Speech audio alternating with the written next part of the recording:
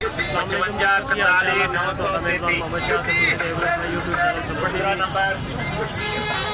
मंडी में आए हैं, लुडन मंडी जिन्होंने कहते हैं।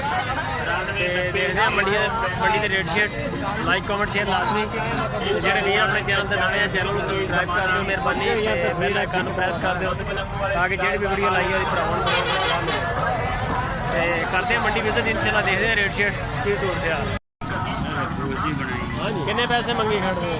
17,000 रुपये 17,000 रुपया प्यार मोहब्बत किन्ने दिए जान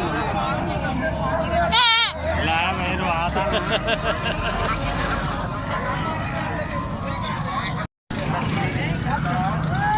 किन्ने दी है कठोरा? 25.5। परला चिट्टा 24 चिट्टा 24 का परला 24 देने तिन्ने 24 दे। आ महंगा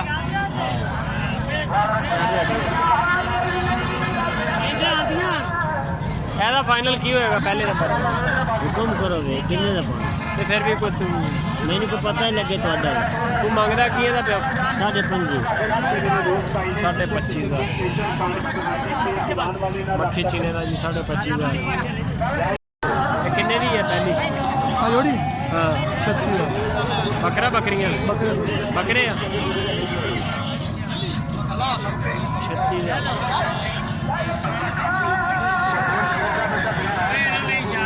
ਇਹਨਾਂ ਦਾ ਕੀ ਰੇਟ ਹੈ ਜੋੜੀ ਦਾ? ਇਸ ਜੋੜੀ ਦਾ ਕੀ ਰੇਟ? ਹਾਂ 32 ਅਗਲੀ ਜੋੜੀ ਦਾ ਉਹ 35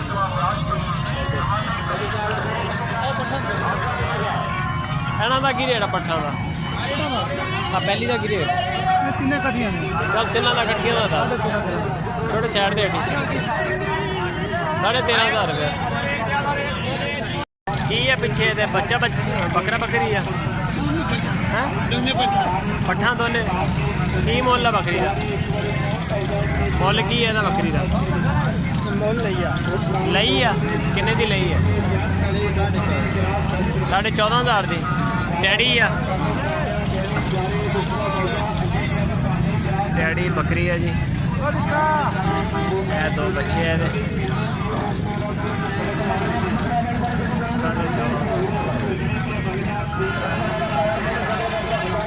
और परली किन्ने दी लई है? वो लैके आंदी बेचनी है। ओदा की मुल? वो छड़ी है वो बड़ी महंगी है यार।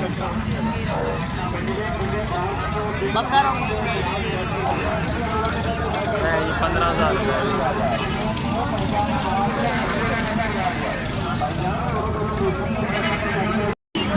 की मुल है?